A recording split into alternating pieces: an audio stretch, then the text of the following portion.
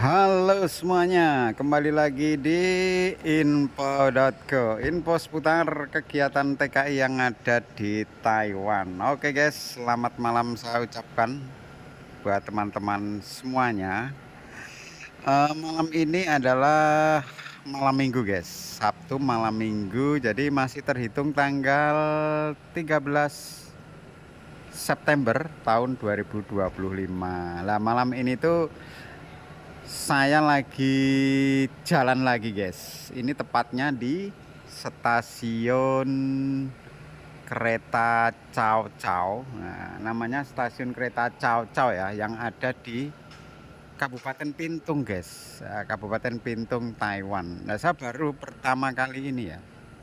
Baru pertama kali ini singgah di stasiun ini. Nah, jadi rencananya saya mau ke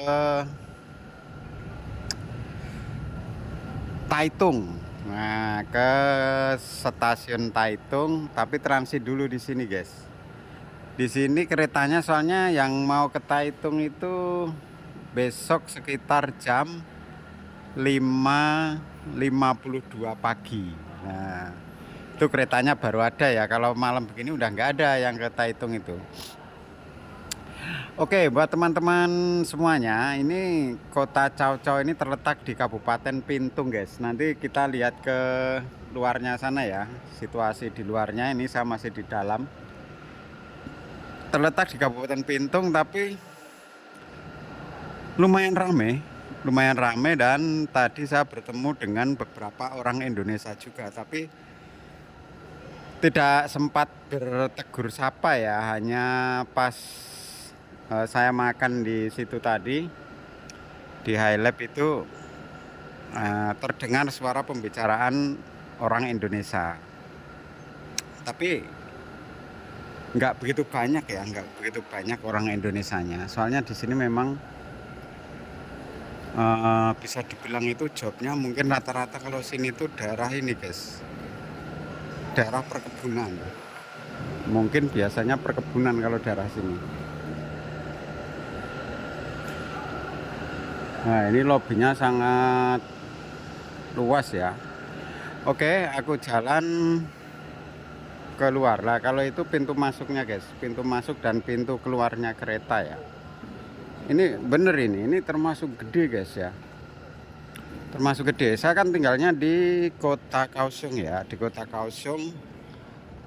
Terus baru pertama kali ini kesini ya, rencananya nanti saya akan nunggu keretanya sampai besok jam 5.52 itu di sini guys. Nah, ini kalau kita keluar, ini pintu keluarnya, tapi ini yang pintu sebelah. Kalau keluar dari tadi, keluar dari sono ya, dari pintu yang tadi, ini sebelah kanan, yang sini langsung disajikan pemandangan kotanya. Kalau yang keluar sebelah kiri di sana itu jalan kecil. Oke, langsung saja kita lanjut. Nah, ini kalau yang lurus ke sana itu sepertinya di kotanya guys, di kota Cao Cao-nya itu yang lurus ya. Tapi saya juga nggak akan ke sana, soalnya mau ngapain ya malam-malam ke sana, cukup dilihat dari sini saja.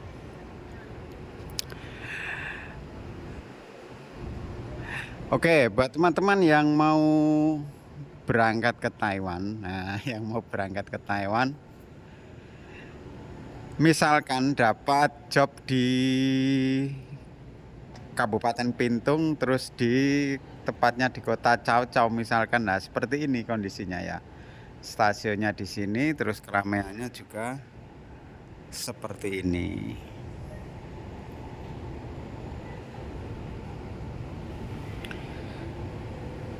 Soalnya di Cao Cao di Pintung itu juga banyak guys kota-kotanya itu. Selain kota Cao Cao itu, kota Pintungnya sendiri aja juga rame ya. Kalau ini Cao Cao terus Fang Liao itu sepertinya masuknya juga Pintung juga ya. Itu termasuk rame juga. Nah, terlihat seperti ini. Wah, ini stasiunnya, guys. Stasiunnya juga megah ya. Ini kalau siang hari terlihat megah ini bangunannya, berhubung malam hari ya seperti ini.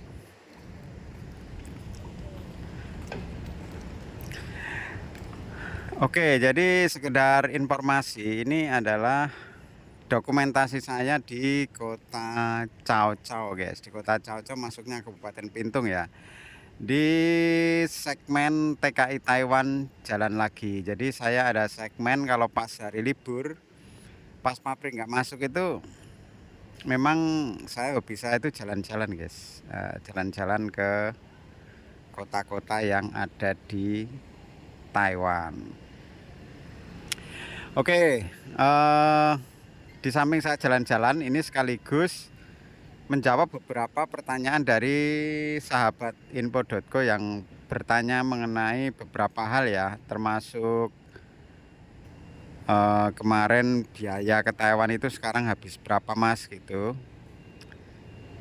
Jadi kalau masalah biaya ke Taiwan itu relatif, guys. Relatif, tapi kata agensi saya itu ya harus ada uang cash itu kisaran antara 50 sampai kurang lebih 70 juta, guys. Nah, itu buat prosesnya di PT di Indonesia. Nah, terus nanti kalau masalah potongan itu biasanya tergantung jobnya ya, mau potongan misalkan 5 bulan, terus 6 bulan, terus per bulannya berapa, itu biasanya beda job, itu biasanya beda potongan. Soalnya agensi juga tahu misalkan pabrik yang bagus itu yang mana, pabrik yang kurang bagus yang mana. Biasanya kalau pabrik yang bagus itu yang banyak lemburnya itu potongannya juga lumayan gede. Itu sudah saya buktikan sendiri ya. Jadi saya ada waktu itu ada teman yang baru datang, jobnya sepi, nggak ada, pabriknya itu nggak ada lembur, sampai sekarang pun nggak ada lembur. Nah, itu waktu potongan per bulannya cuma sekitar 6.000 berapa gitu. Terus bayarnya di Indo itu habisnya kalau di global sama medical sama bikin paspor itu kurang lebih sama mondar mandirnya itu habis 80 juta. 80 juta, lalu potongannya 6.000 berapa gitulah kali 5 bulan. Tapi ada juga teman saya itu yang ada di podcast itu, yang dia di pabrik pipa. Nah, itu biayanya itu kurang lebih sama mondar mandir itu habis 90 juta, guys. 90 juta, terus potongannya itu 11.000 kali 6 bulan. Oh, kan beda. Tapi pabriknya bagus. Sampai sekarang itu lemburannya jos. Lembur sampai jam 8, jam 9 begitu. Hari Sabtu, Minggu kadang juga masuk. Terus dari bosnya itu dapat subsidi mes. Kan mesnya di luar nih, mesnya di luar pabrik. Tiap bulan itu dikasih subsidi 1.500. Kalau mesnya itu 2,5, berarti dia cuma bayar 1.000.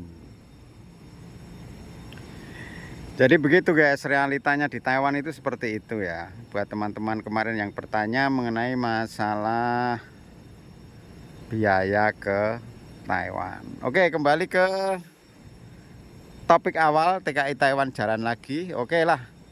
Ini saya jalan-jalannya di sini aja dulu untuk dokumentasi saya di kota Cao Cao. Insya Allah besok pagi saya akan bikin video yang suasana paginya ya. Soalnya pagi saya masih di sini sekitar sampai jam setengah 6 lebih, sebelum kereta saya yang akan ke Taitung itu jam 5.52. Terima kasih buat semuanya yang sudah bersama info.co untuk edisi TKI Taiwan jalan lagi. Buat teman-teman yang mau berangkat ke Taiwan, saya sarankan jangan lupa, bukan masalah jangan lupa, jangan malas. Jangan malas untuk belajar bahasa Taiwan guys, entah itu bahasa Koi ataupun bahasa Tai. Lalu ambil job yang sesuai dengan keahlian kalian. Tidak lupa pula dikuatkan mentalnya, soalnya kerja di negeri orang itu tidak semudah yang dibayangkan. Terima kasih buat semuanya. Sampai ketemu di info.co berikutnya. Bye bye. Terima kasih.